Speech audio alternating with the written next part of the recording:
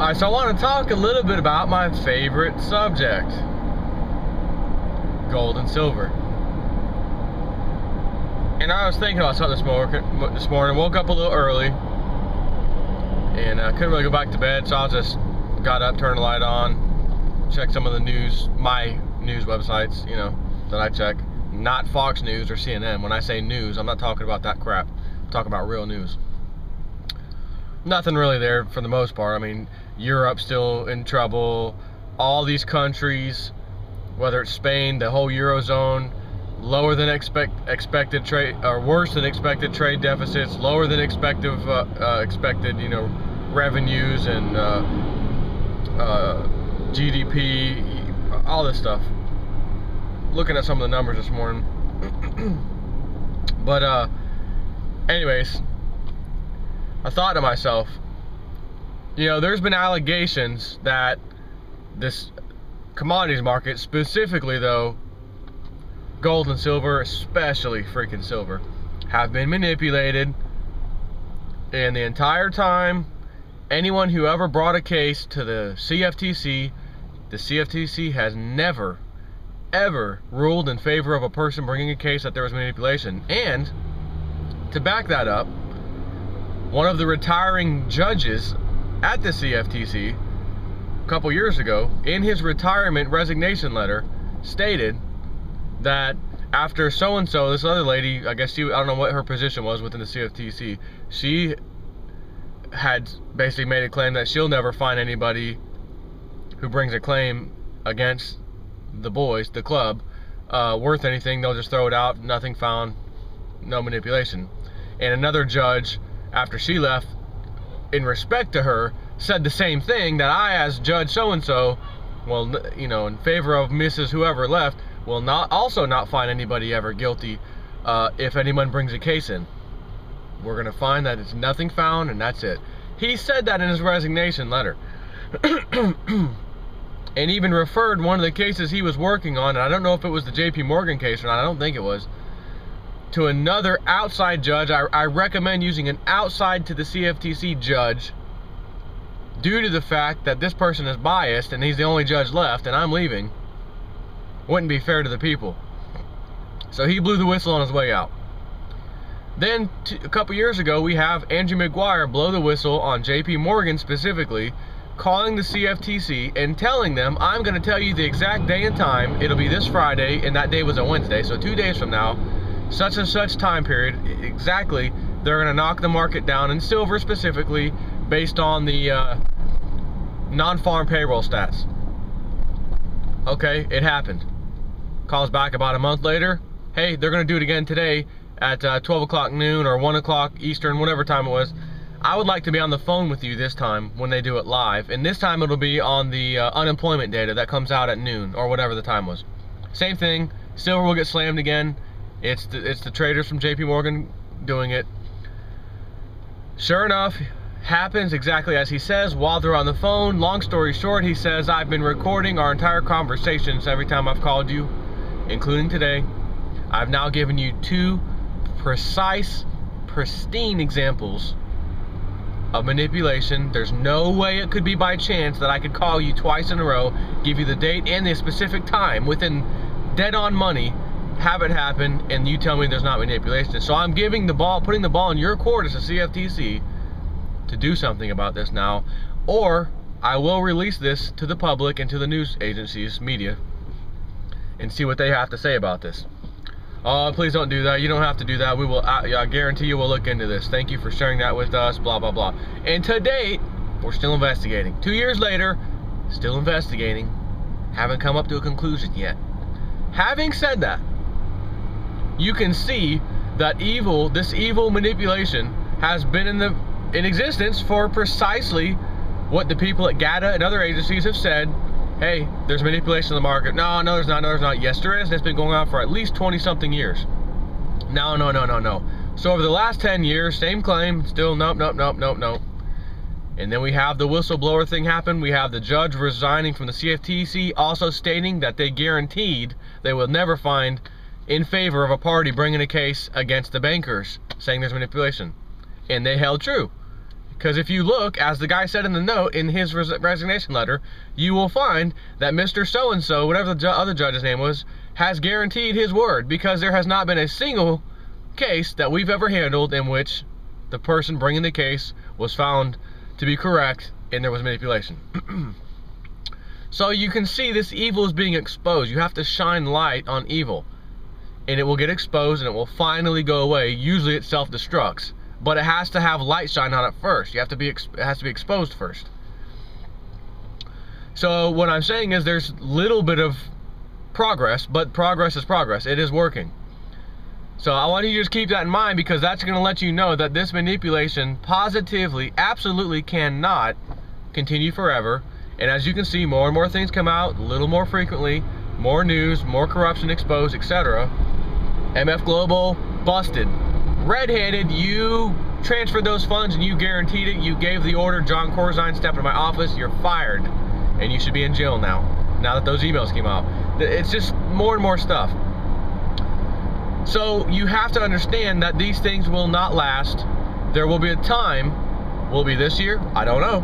Will it be next year? I don't know. Will it be 2014? I don't know. But it has to be soon. Sometime in the near future. Because this stuff is being exposed. Things are happening very rapidly.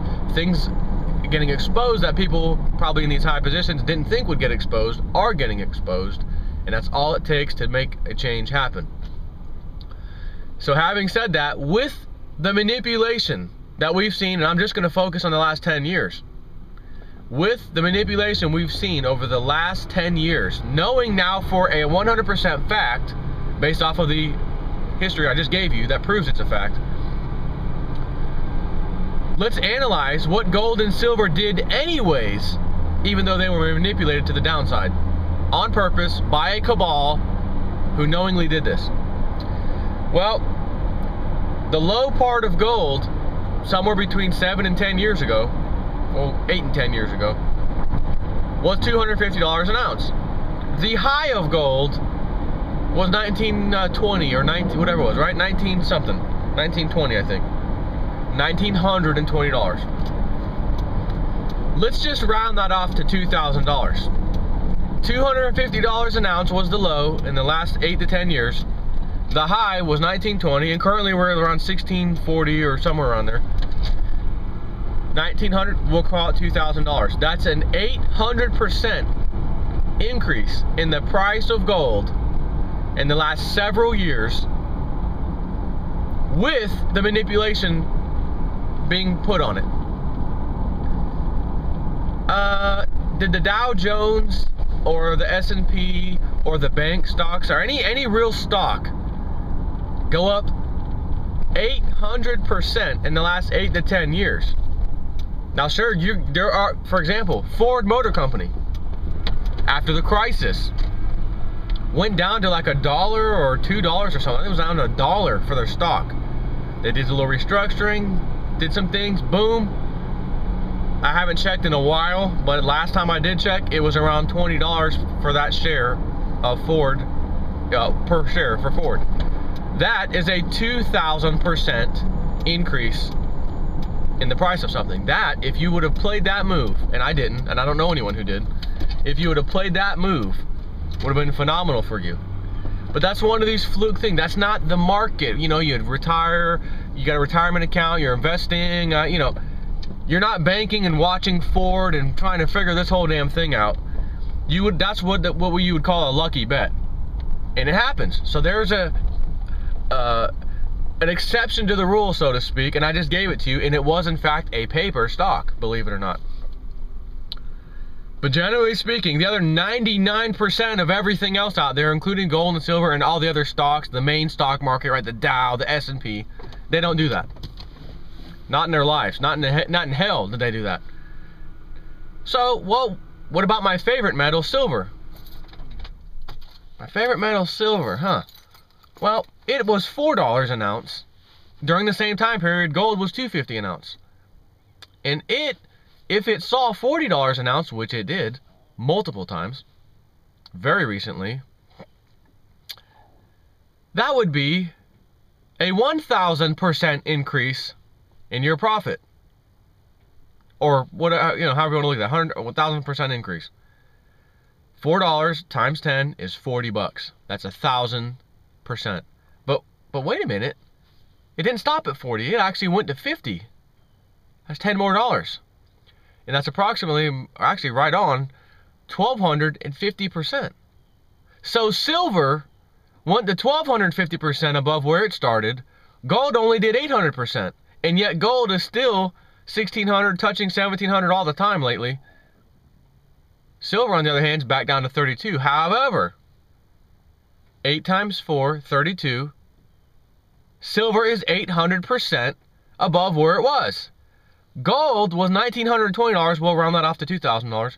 That was 800% at $2,000. So technically it was about 750 or 775%, whatever. We'll call it 800%. Silver right now is 800%, which is where gold peaked at 800%. And that's $32. That's interesting. Everyone's crying about silver not going back up to 50. And everyone's like, man, I should have invested in gold. Yet the people aren't seeing the massive buying opportunity at $32 silver right now. Also, when it hit 26, 27, 28 not that long ago, that was an even better buying opportunity. But, and I still stand by this, and someone said something in a comment the other day on one of my videos that I was calling for way lower than $30 silver, and that I missed that prediction. My prediction isn't over, and first of all, it's not a prediction. I have a gut feeling, as I said, and I even said in the video, I could be wrong, but I have a feeling based off of the SLV, the GLD, they don't have the gold and they do not have the silver. They do not have 9,700 tons of silver. I'm sorry, they don't. It doesn't exist. Nor do they ever have to show anybody. And if you say, well, who's in charge? The bankers are in charge. How do the bankers work? They fudge everything, pretend they have all these assets, pretend all they have is so they can write pieces of paper so that when they move that paper, a little transaction here, it's all profit. Every transaction gets some kind of fee attached to it.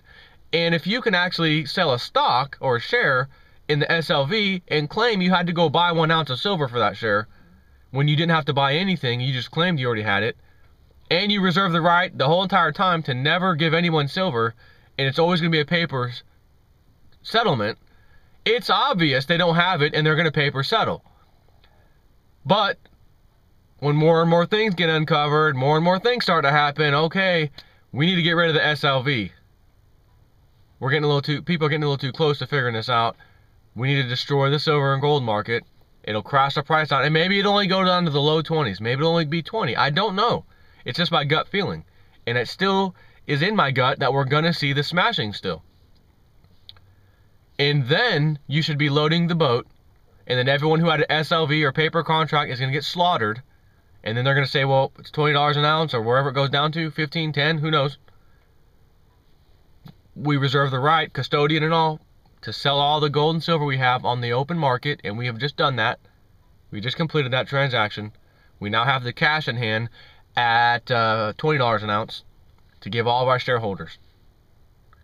And all the money that they had in between then, when the SLV was near 50 with silver and all that, and they were raking in that money then, that's all profit for them. You'll never see it. But they're going to claim, well, we had to sell this silver to somebody, so we did take a loss. No, you didn't, because you never owned the silver. But they have to get rid of that vehicle. How do they get rid of it? They destroy it, like they do everything else. So there has to be a time where the SLV goes away, and it can't just be because, hey, silver and gold's rising, now's a good time to tell the people we think that's a bad time for gold and silver. We're going to destroy the SLV and GLD and sell off right now and give you all paper. They could do that even though the price is rising, and everyone will say, why the hell would you do that? The stock is going up. The shares with the price of gold and silver go up. Why would you liquidate it now? And they can give you any reason in the world and then just pay everyone out at today's price and just get rid of the SLV.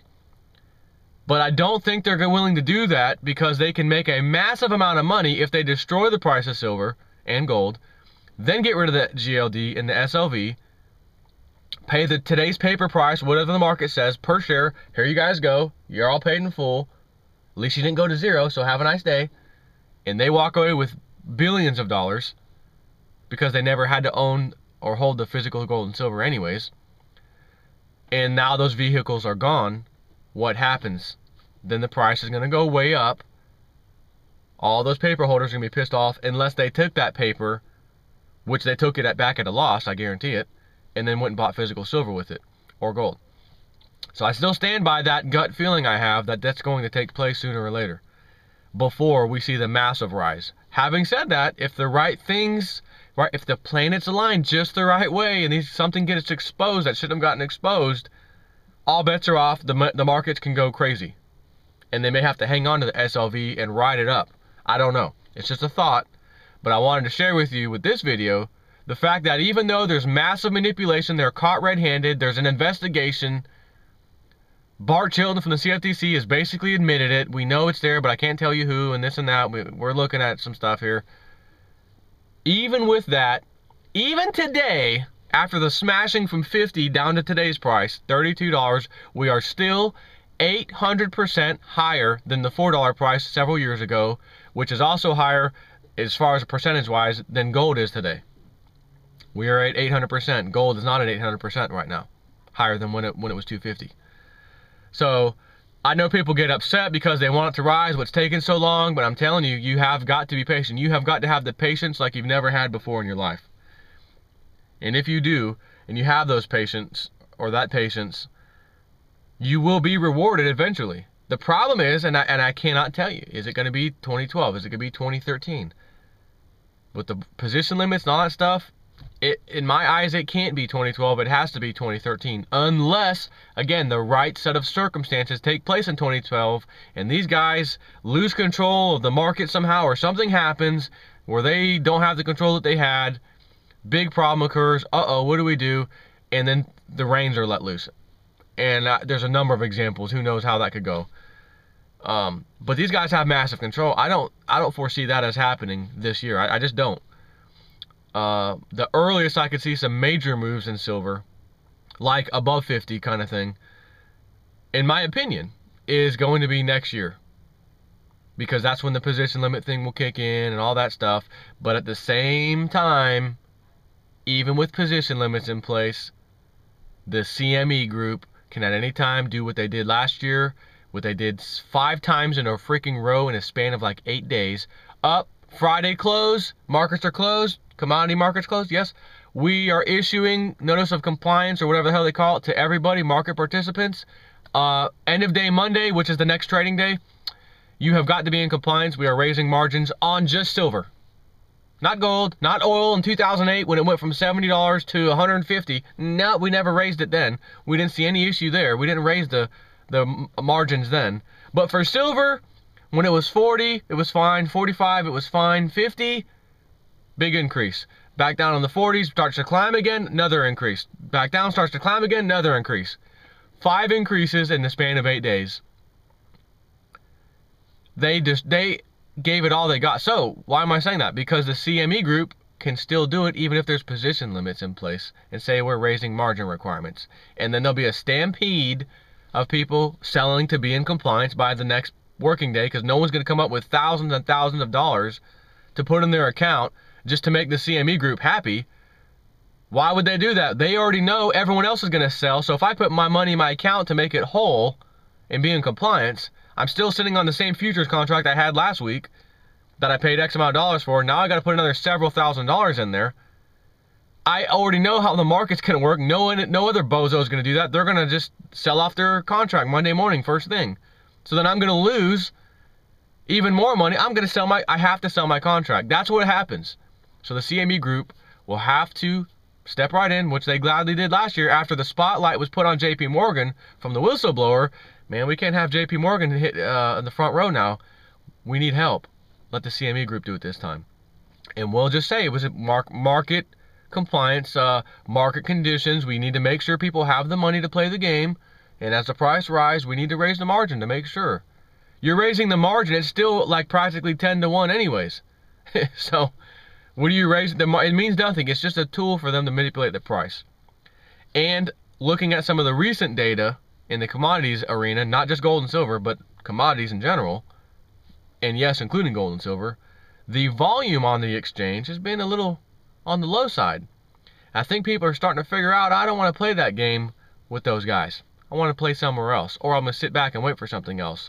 Which is interesting because Andrew Maguire, the whistleblower, recently said they're putting together a big worldwide market, physical market only for gold and silver.